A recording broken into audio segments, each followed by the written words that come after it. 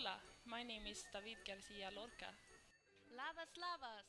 My name is Vincent Mitskevicius Greve. G'day, my name is Jesper Jonsson. Zdrasti, my name's Emilian Stanev.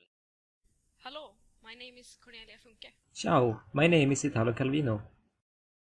Bonjour, my name is Antoine de Saint-Exupéry. I thought that we should discuss what's so magic about literature. When it comes to my books, I know that many of the characters have been seen as role models to a lot of children.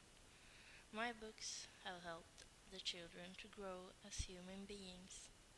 Perhaps orphans can relate to me or my son. Well, my book, The House of Bernarda Alba, portrays another family situation than Mio's.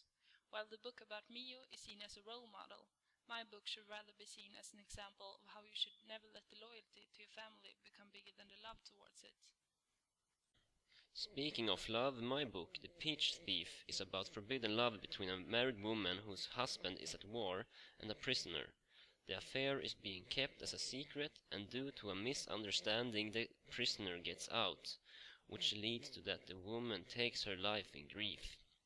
This is an example of how grief can get mixed up with guilt, compared to the grief that's been portrayed in your book, Wungsung.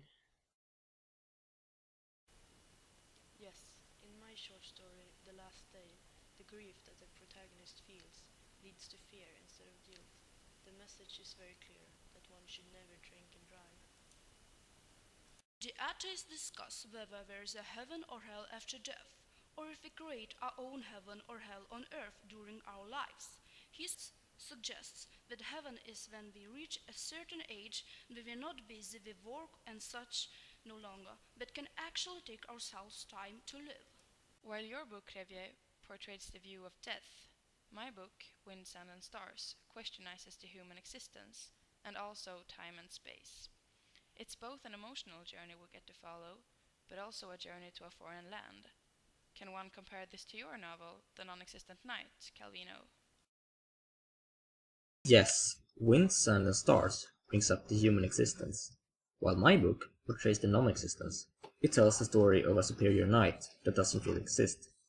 It's a depiction of confusion of one's own identity.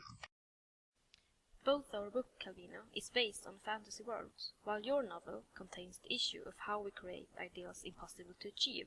My book, Inkart, brings the message of how we must correct our own mistakes. In Inkart, the main characters have to save the world. One good thing about literature is that the reader can interrupt the plot individually. And the best thing is that the magic of literature makes friends.